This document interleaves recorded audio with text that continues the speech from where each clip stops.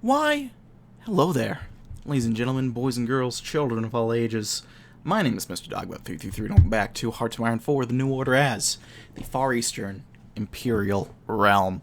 Now, last time we were here together, well, we started moving against the military that has been undermining our state since the very beginning. And let's be real, they're probably secret communists, so we have to overthrow them. So, that's why we're doing this. Anyone who disagrees in the comments, let it be known that they are dirty communists. And call them out thusly if you see them, and claim this in the comment section below. We shall not tolerate communists in this comment section. Except for what we're going to do right now. So, I was doing some thinking, and I wanted to check to see the other side of things, and I noticed if you hop open and see the militarist decisions, you can do some of these decisions as well to get the benefits. No, I don't think we really need too much of these right now, but I will take the construction speed, and I will do land clearing right now. It's going to be low influence, which I'm okay with, honestly.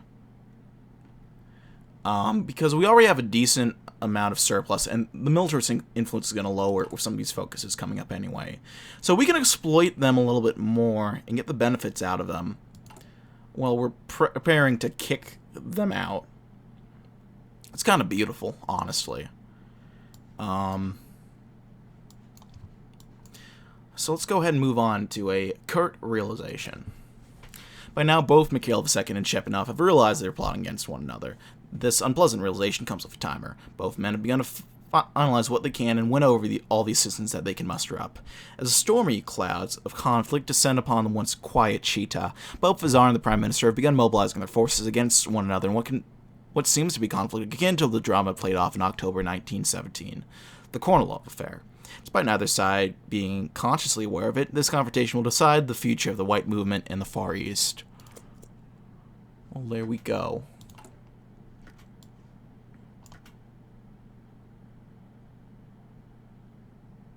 I'll do the heavy ship program in the meanwhile. But you know what we really need right now? Those damn convoys. Let's wait for the next month tick to pass over, and then we will go ahead. Oh, Cayenne is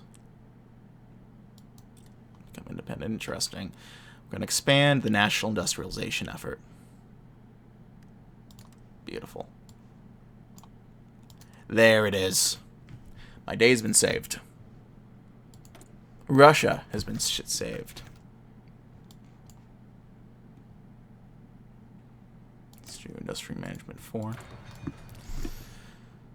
Damn you, Kosov! I wanted results, not excuses.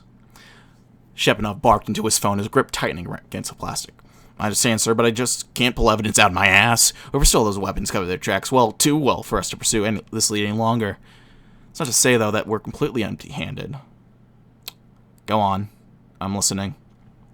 Something interesting came up while we were chasing ghosts in Irkutsk. Apparently some very curious individuals have been reported making repeated visits to the Tsar's dacha. I looked into it, and it turns out they're all friends of Ivan Mikhailov. The Tsar went silent. The Minister of Finance has long been a pain in his ass, but as of late he'd been eerily calm. Did the news have anything to do with that? What business did he or his industrialist friends have with Tsar Mikhail anyway, and why didn't any of this feel right? Sir, are you there? Yes. I want you to look into the Mikhailov connection, find out what he's up to, and figure out what's going on in those meetings. Don't screw this up, Kosov. You can count on it, sir. With that, Shepinov put his hand the phone back in place. Finally, he had a solid lead. If Mikhailov and the Tsar were up to no good, he was going to find out one way or another. The walls began to close in.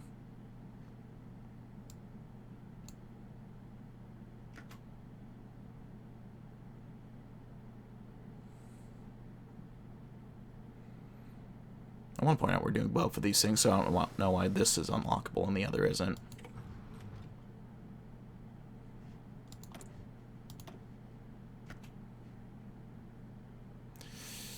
I'm a little bit ahead of time, so I don't want to do anything. We could do improved energy production. That'll probably be good, actually. Let's do that.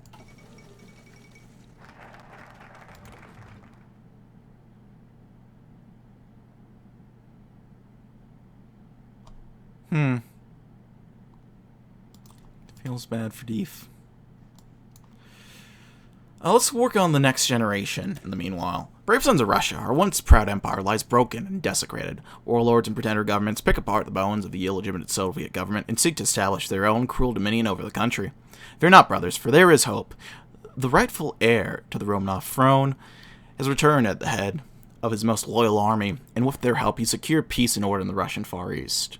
Your emperor's struggle is not yet over, however, and he needs your help. The White Army is in need of your credit card number and the 3 little numbers on the back to continue the fight to restore Russia's honor. And only with the aid of its bravest fighting men can they continue the march of victory. Join the White Army today and secure your eternal place as a hero in Russia's glorious history. God is with us. And for those of you who are just listening along, that's totally what that said. Go ahead, join the Discord link down in the description box below, and send me those little numbers. And we should be able to continue on and get the Tsar rightfully back into power.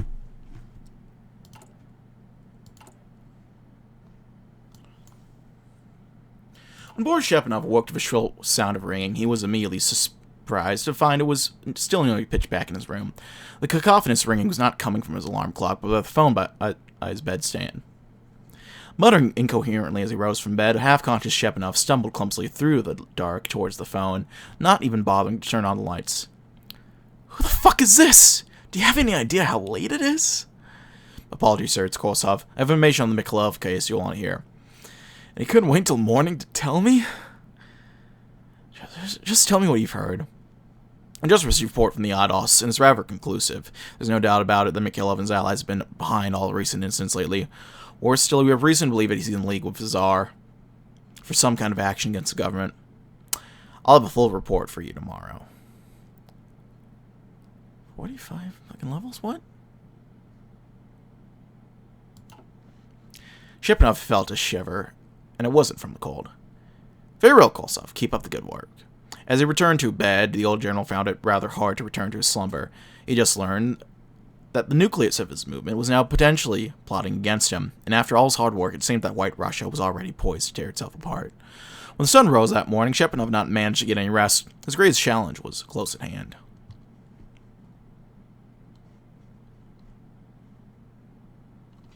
Why do they have a fucking marine up there? They're not going to do any naval invasion. Are they going to do naval invasion?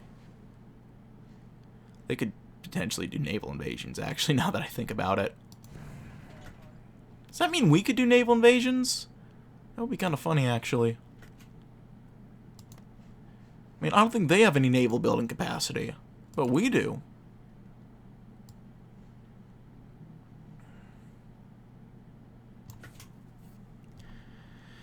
I don't know, it makes you think. Let's do some more of those resource programs. Those beautiful, beautiful resource programs. Let's cut the military's budget again. It's not even doing that much, but I'm not gonna... I'll probably stop doing that come mid-68. Because I'm gonna train up a whole new division of troops.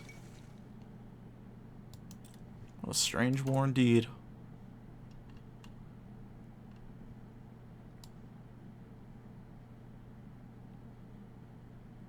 Oh, my ears started ringing. That's not fun. But what are you going to do? Let's do a new White Army. The White Army today is now very different from the ones that crossed the Amur into the Russian Far East so long ago. It was once a ragged force of old Cossacks and bandits in uniform. It's been transformed into a highly disciplined professional army, proudly serving the name of the Tsar. Thanks to our efforts in recruiting a fresh body of young officers, we've ensured that the troops will be well led even long after the old whites are gone. What's that I see? Convoys? Convoys? The White Army has attained a level of professionalism that's never seen before, and All that remains now is to begin a broad program of modernization to ensure the proud troops of the Empire are ready for whatever threat awaits them to the west. Is that 1,000 Far Eastern convoys? That is beautiful. Oh my god.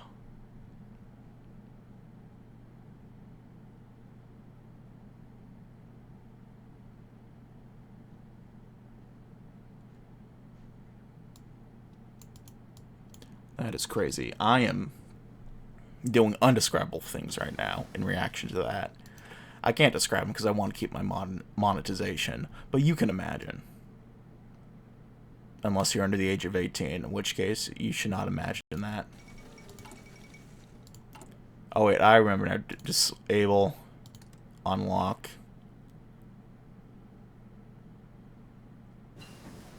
Some point for construction speed.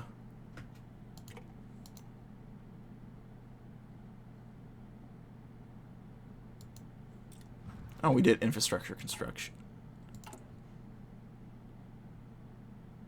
No, I meant to do... Actually, I wonder, does this count as infrastructure? Or is it just... It's probably just this. Now that I think about it. Well, what are you gonna do?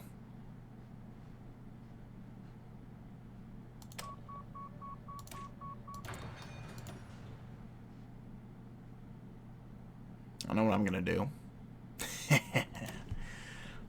The Empire's position may appear to be strong for now, but without a fleet to support it, we may be open to unwelcome surprises from the sea.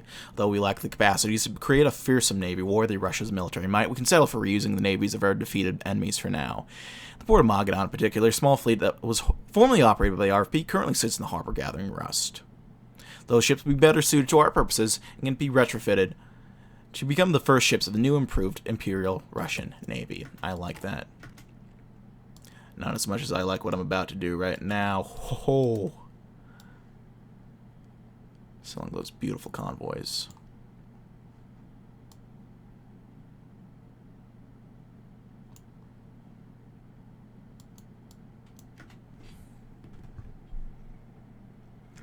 Next up, we'll prepare for the Great Western Expansion.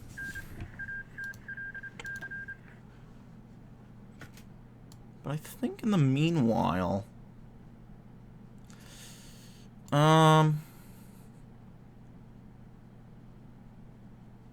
do some education training.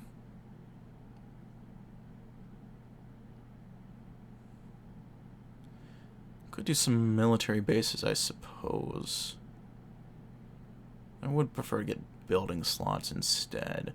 Looks like I'm not going to get many building slots from any of these.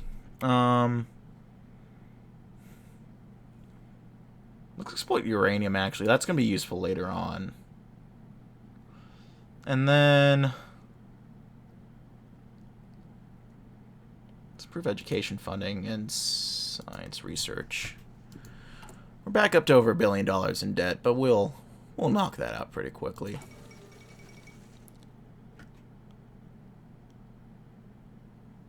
Excuse me?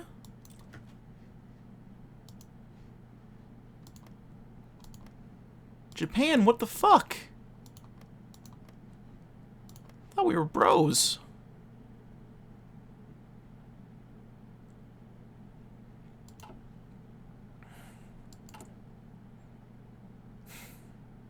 No, this is the last betrayal that I needed right now.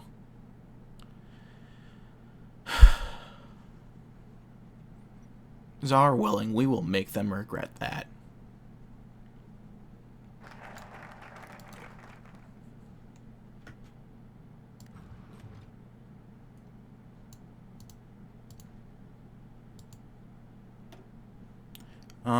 Could do protecting our trade. I think now let's make a play, though.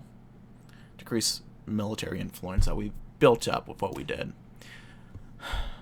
When the time comes, will you support us? Of course, my Tsar. With my blood, body and with my blood.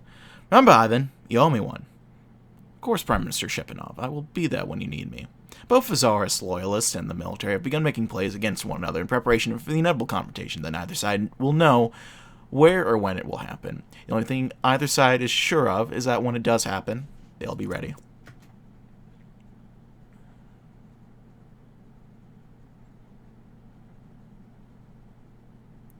There we go. We'll increase the GDP in a lot of these states, which is going to be quite nice.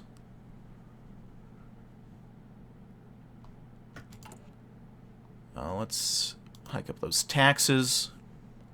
It's already a huge boon to us. Let's prepare for the Great Western Expedition. And use what money we have left to pay off our debt. You guys already know what time it is.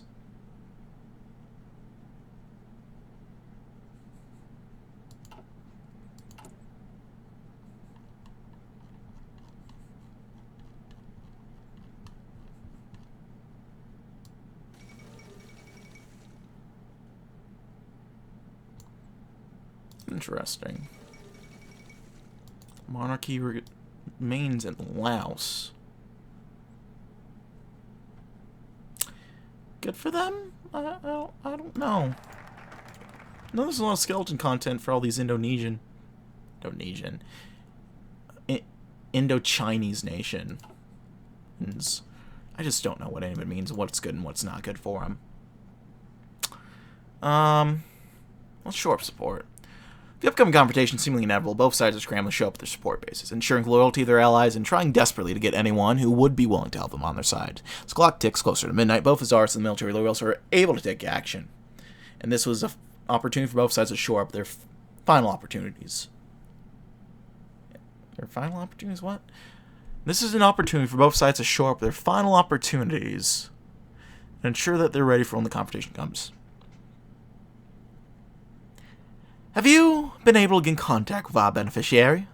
Yes, my Tsar. He says he won't be cheap, but he can get it done. Emperor Shepanov, our ally, Hontov, has mentioned that he's able to get the job done.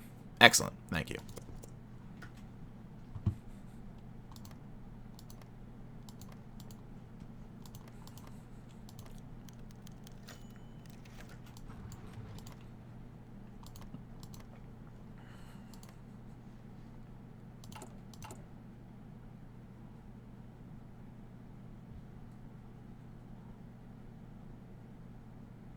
I think this is just totals, not for one of each, actually.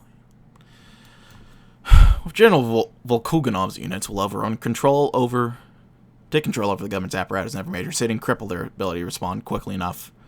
The guns we've procured might even be able to arm some militaries to pick up the slack. Volkoganov stared at the map, and he and the others stood around with narrow eyes, his arms crossed. Apologies, Mikhailov, but I think you're forgetting something. Shepanov still outnumbers us by a significant margin. Even my numbers in play and those of anyone else I can convince to join us, we're not in a good position here. I agree with the General, Mikhailov. We can't just hope to occupy every city with Shepanov has such an advantage. I have a feeling we're inviting disaster. Mikhailov sighed as he stepped away from the map. All due respect, gentlemen, but the disaster is assured if we start getting pessimistic like this. Shepanov might have more troops, yes, but we have the element of surprise. If we strike hard enough, that bald bastard won't even know what's happening until it's too late.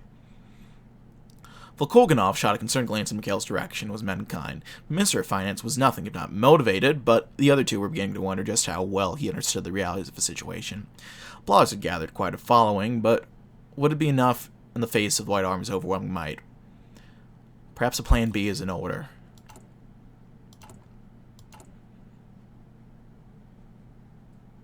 Yeah, we need a plan B to abort this plan, am I right? Oh. Got him.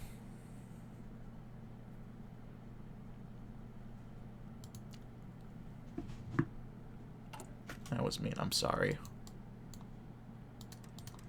Let's do more of these resource deals. Keep an eye out for those convoys.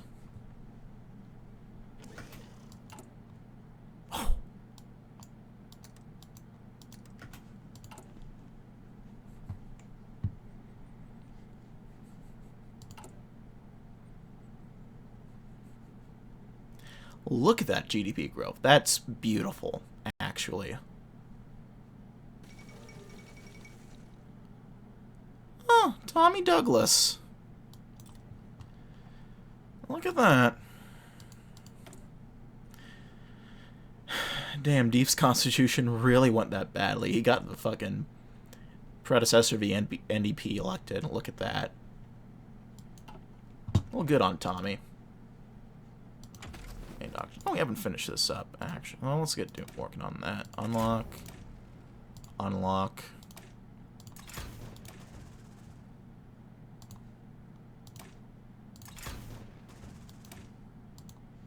There we go. Trouble is brewing in the government, and tensions between the civilian and military sectors are rapidly approaching a climax. Despite appearances, the dominance of the White Army in the state affairs of the state is not nearly as strong as it once was. Ever since the death of Adam and Semyonov, the military's influence has grown more tenuous by the day. Opportunistic statesmen circle like vultures and rally around Tsar Mikhail, the one man they believe can spearhead the intentions of breaking the state stranglehold the White Army had over the state. With the support of a clique of young officers and the backing of Ivan Mikhailov, Mikhail conspires to seize control over the government and reaffirm his status as the absolute authority of the Russian state in both name and intent. While they have the backing of wealthy aristocrats and industrialists on their side, they are growing worries that the scheme is doomed to fail without proper support from military elements. The White Army and their chief of staff, Shepanov, on the other hand, are aware that something is amiss. They still don't have conclusive evidence of Tsars conspiring against him. They are at the very least suspicious enough to prepare for preemptive action against potential dissidents. Contingency plans are being drawn up, and the White Army remains on high alert. Sooner or later, one faction will move against the other, and the destiny of the White Movement shall be decided. The Loyalists grow in influence. Let's do some final preparations. Prime Minister, we've been able to contact Villain. He's confirmed he's ready to fight for you when you need him. My Tsar, Commander Turgenev, has affirmed his loyalty to our cause. When the time comes, he'll be with us. The end draws near. The Prime Minister has secured his power base and is prepared for his march upon the Imperial Palace. Meanwhile, the Tsar waits with bated breath to see if his support will ever come. The future of not only the Principality, but of all Russia hangs in the balance.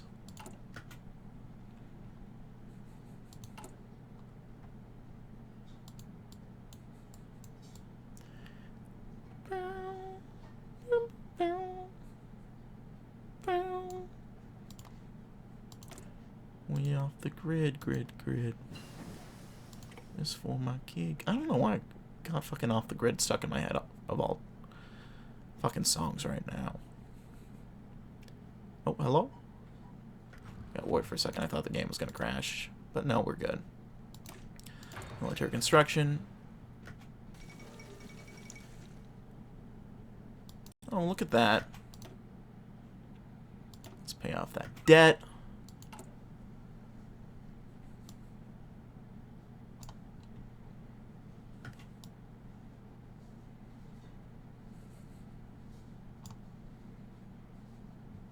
Let's rebuild, get it back with poverty relief programs. Because our poverty reduction is starting to...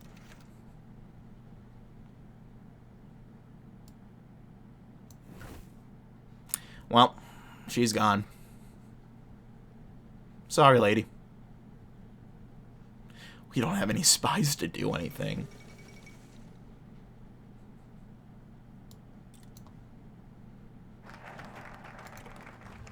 Well, I think I might save this for the last event of the video. Let's get working on protecting our trade. Our business ties with Japan are of vital importance to our cause, and the port of Magadan has become a critical lifeline to the outside world. Unfortunately, this fact may not be lost on our potential rivals. Currently, nothing is protecting trade routes from pirates or other more clandestine dangers. Although our new fleet is quite small by the standards of the rest of the world, its size means that it's perfectly suited for escorting trade ships and ensuring the money continues to flow through Magadan and into our hands. Although the Imperial and Russian Navy is currently too small to go head-to-head with a potential fleet rival, it's perfectly capable of keeping the oceans safe and under our control.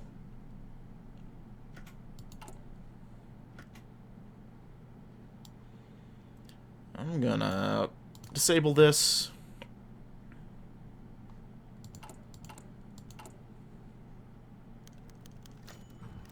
Yeah, there we go. Despite his unfortunate circumstances, Mikhail began to feel less and less like a prisoner of each passing day. He still wasn't allowed to leave Vidaka very often, but he took solace in the fact that perhaps it wouldn't stay that way for long. Indeed, his harebrained scheme to take his rightful place as Tsar, hatched with the Minister of Finance, was finally coming to fruition. Even now, loyal White Army units under General Volkoganov were preparing for or the moment where the die would be cast, and Mikhail would make his move against his captor. However, Mikhail had also grown no less nervous over the outcome of the coup. The general had had expressed doubts of the feasibility of the plot, especially under such a short window of time. What if Volkoganov was right? What if Mikhailov's plans were too bold to work and Shepanov's clique was able to leverage their considerable numerical advantage to regain the initiative? Or still, what would become of Mikhail should the plan fail? Would Shepanov take pity upon him and send him home, or did he have a more violent fate in mind? These questions and more weighed heavily on the captive Tsar's mind. Perhaps he thought he'd simply spent too much time preparing and overthinking variables that were out of his control. Maybe it was time to kick back and breathe easy for a while. It had been some time since Mikhail invited Ivan Mikhailov over for dinner. A quiet evening among friends might just be what his weary mind needed. A chance to take a breather.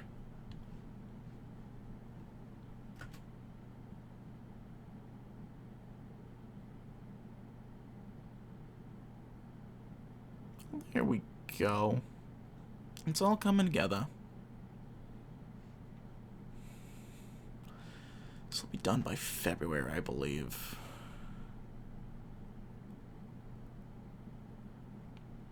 Although the supply here isn't looking great, I gotta say.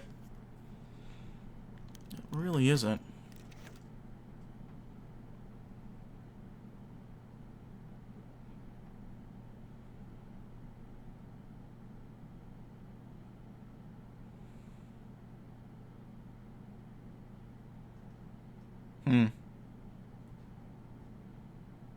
What childish fantasy.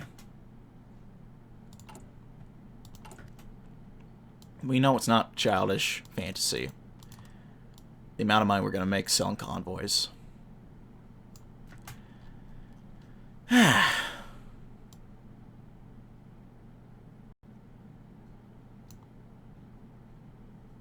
we could invest in some construction. Nah.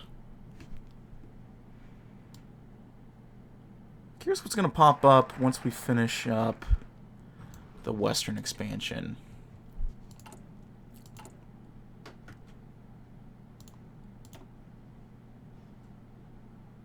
Let's do some... Let's take the skies. It is an absolute disgrace that our glorious White Army still does not have a proper air force to support them. During our campaigns across the Far East, we have captured many planes that once belonged to the enemy, and they now sit gathering dust in their hangars, awaiting the day that they will cease service once again. Although we still lack the industrial capacity to mass-produce planes of our own, reusing the spoils of war will serve as an adequate beginning for a new Imperial Russian Air Force. In its time, His Majesty will have a formal fleet of aircraft at his command, and the skies shall be secured in the name of the Empire. Well, there we go.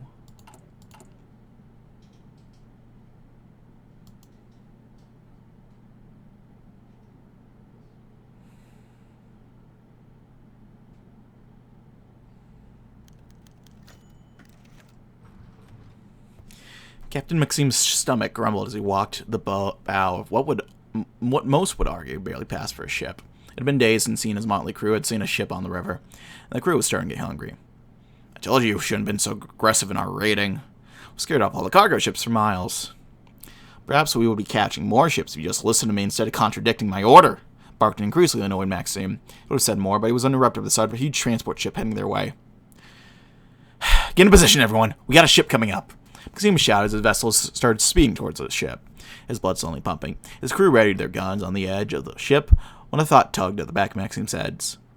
Ships did not usually sail towards the pirates. Before he could warn the crew to turn around, however, several bursts of heavy machine gun fire ripped through his ship and crew. Explosion of pink mist and wooden splinters saw Maxim dive into the water below. In his final moments, Maxim looked up to see the words imprinted on the ship holding the heavy machine guns about to fire upon him. Gromoboi, Imperial Russian Navy. Got him. Oh, we don't get military austerity anymore. I want to check real quick. I know there's an island somewhere around here. That's the hub for the anarchy. I have all these little islands. They're not really...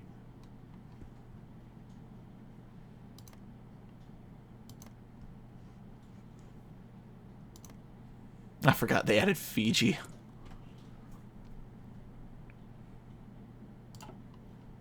The HoI Phenyline Nation of Fiji.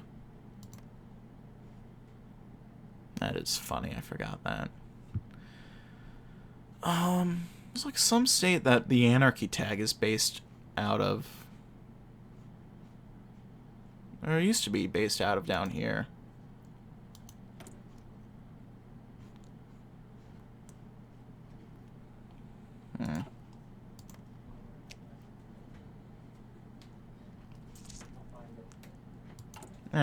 It doesn't matter.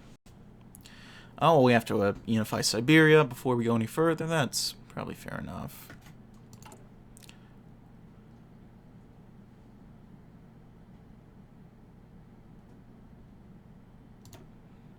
I'm going to train one unit, set him here, and then add him up to this guy, because we lost that guy a while ago, and I want to replace him. And now that we haven't too much more economically to worry about, I'm going to go ahead and do that. Do one more round of military austerity. And then by the end of that, we're going to pump some more effort into our units.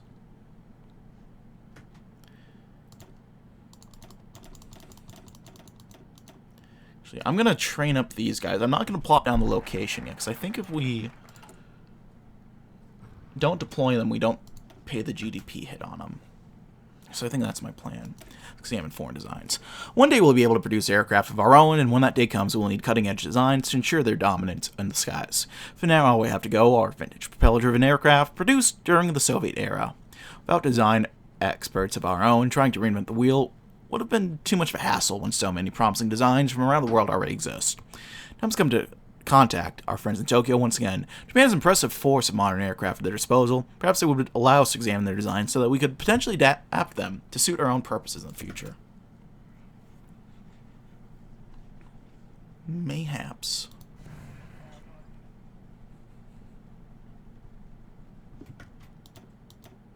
Let's pay down that debt.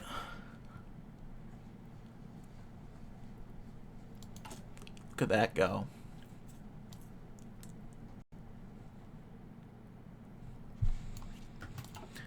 We're gonna invest in some more programs too. Our schooling's doing okay. Healthcare is getting there. Is there anything to improve any of those? It doesn't look like it, but we can improve our mechanization. That'll help with poverty, so I'll do that.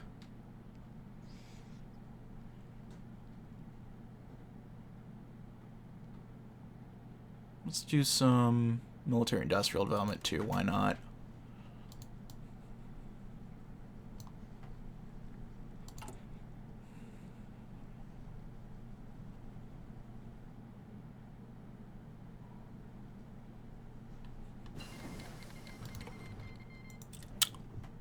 Interesting. I didn't realize I could do that. Well, that's gonna knock... Probably gonna knock Pakistan out. It's gonna hurt the Germans, I'd imagine. Not that the Germans can really do much in response, I think. I guess let's do radar. I don't know. You know what I will do, though? It's about time we deploy all these planes over here. And we don't have a naval rearmament program anymore. Then again, we have more convoys than we can even use. But we don't have enough convoys for the rest of the world to use. So we could go ahead and give it to them. Yes. Let's do weapons of the modern age. Currently, the White Army is mostly equipped with antiquated bolt-action rifles and various hand-me-down pieces for equipment secured from the various sources, either from our defeated rivals or the Japanese. The rest of the world, however, has moved on. The assault rifle has become the king of small arms, and wire-guided rockets revolutionize the field of anti-tank weaponry. It's crucial that the White Army embraces these innovations. With the aid of foreign experts and some slightly unsavory deals in the firearms trade, we shall equip our troops with latest weaponry that the modern age has to offer. No longer shall we settle for artifacts from the past.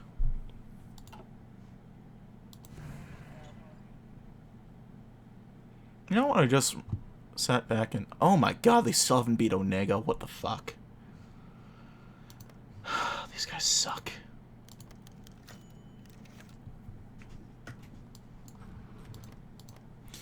And this here is a KI-209, a fighter bomber with a capacity of over 10,000.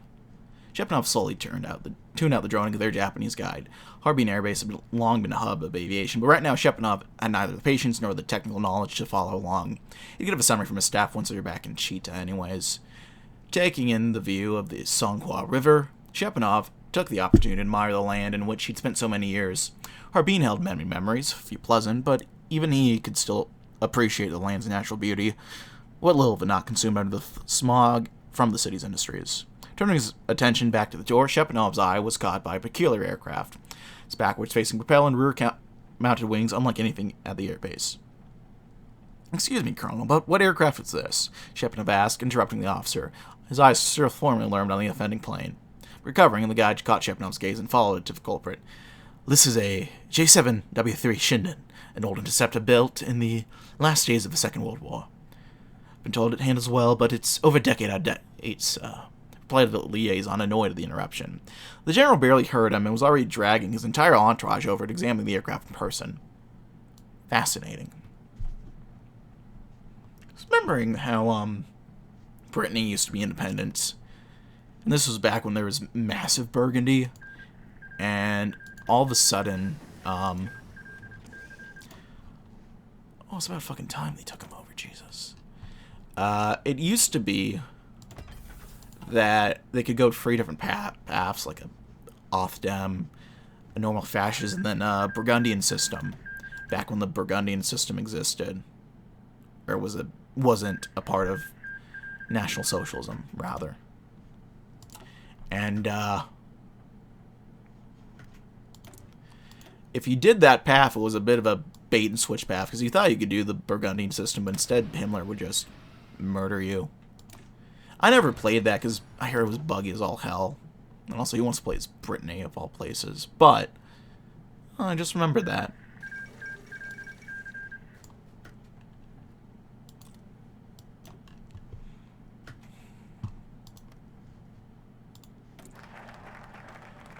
The OFN really can't catch a break this game, can they?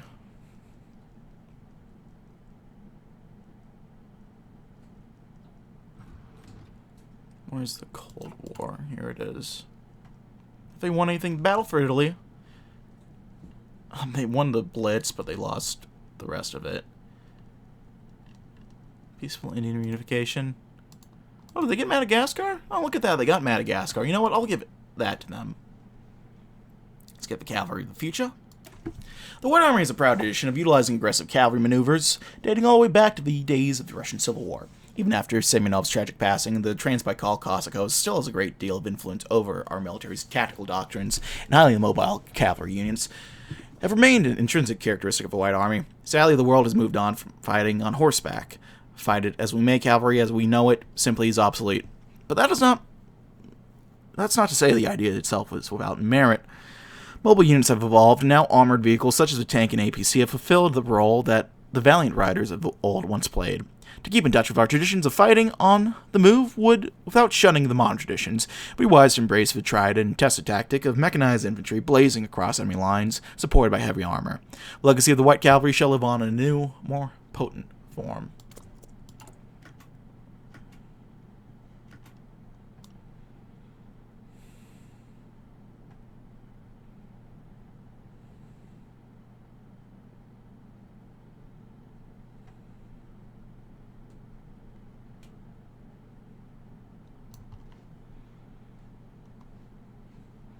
I'm going to check and see how our repopulation efforts are growing. We got quite a lot, actually. It's quite nice.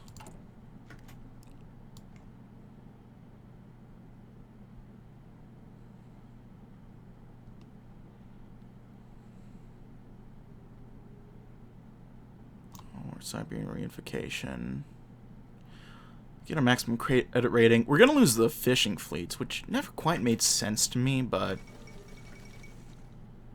I mean, okay. And then our maximum credit rating will be raised. All that good stuff, yeah. Let's do that tax hike. We got some business taxes kicking in finally. Let's go out and pay off that debt. Let's do our military reforged. The White Army's modernization efforts are showing a promising signs of progress. For our new tactics and newer weapons at their disposal, our troops are easily capable of posing a serious threat to His Imperial Majesty's enemies. No longer is this ragtag bag of Cossack raiders barely clinging on to our stronghold in Chita. The White Army is finally a force to be taken seriously. On top of that, the Imperial Russian Navy and the Imperial Russian Air Force have been established. With some time, they will grow to be indispensable additions to the Empire's armed forces. At last, our troops are ready to march west. Woe betide all who stand in their way, for the campaign of reclamation shall soon continue. Look at that. So that's going to get us boosted all the way up to professional army, which is just beautiful. And eventually we'll get the Spirit to Corps. Well, we might get it. Hopefully by the end of reunification. The frigid winds of the Far East cut through the thick coats of assembled men of the 8th Siberian Cossack Division, the midnight sun casting in eerily. An eerie light on company. Isal Urakov strode towards his men, his dark eyes peering out from under his fur cap. The company's commander seemed to be in a jubilant mood, an unusual spring animating his rapid steps. Boys, you're probably wondering why I dragged your asses out in the cold so early this morning. There was some grumbling and cursing among the Cossacks, suddenly quieted by Yasal's words. Well, shut the fuck up, and you'll find out. That's better. Metallic squealing and scraping brought the eyes of all those gathered to the train tracks that brought the Cossack camp. The Cossack camp was established to protect. A train had pulled up outside the camp, a row of flatbed cars stretching behind it. Heavy tarps hid the hulking shapes that squatted out atop the beds. About time. Come on, lads. Let's unwrap your gifts from the Tsar. The Cossacks hurried out to the train, and after some tugging and unclasping of buckles, all wore astonished grins. You're tank division now, boys. Best cook up your horses and get used to the smell of grease. Trading hooves for treads.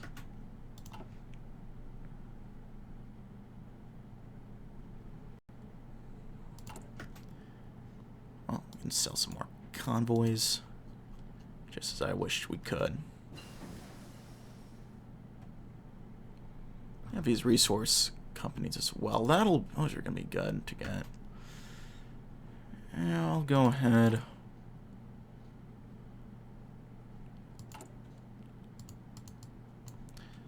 Let's lease out these resources again.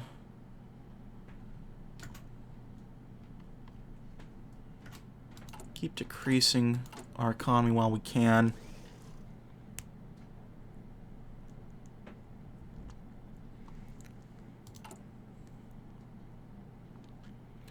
We can't improve our healthcare network now. I'll go ahead and do that. We'll pay off what it costs later.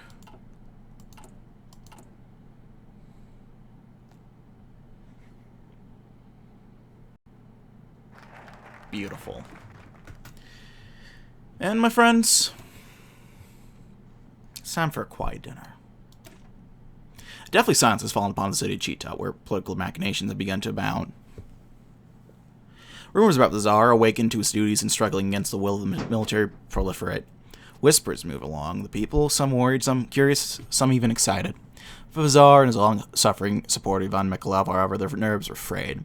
The pair sat down to dinner, ostensibly discuss the future, in the Imperial Palace of Chita, while Boris Shepanov mustered the local garrison under the control of Volkoganov to march on the palace and arrest the plotters.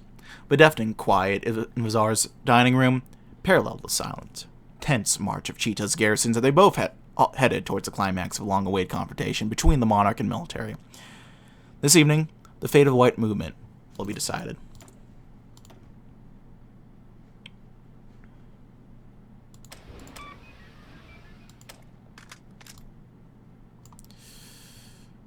We could work on anti-air.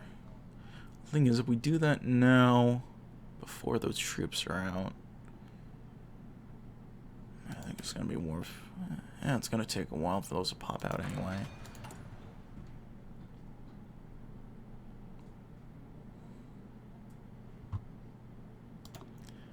We'll do one round of these guys. That's all we really need anyway.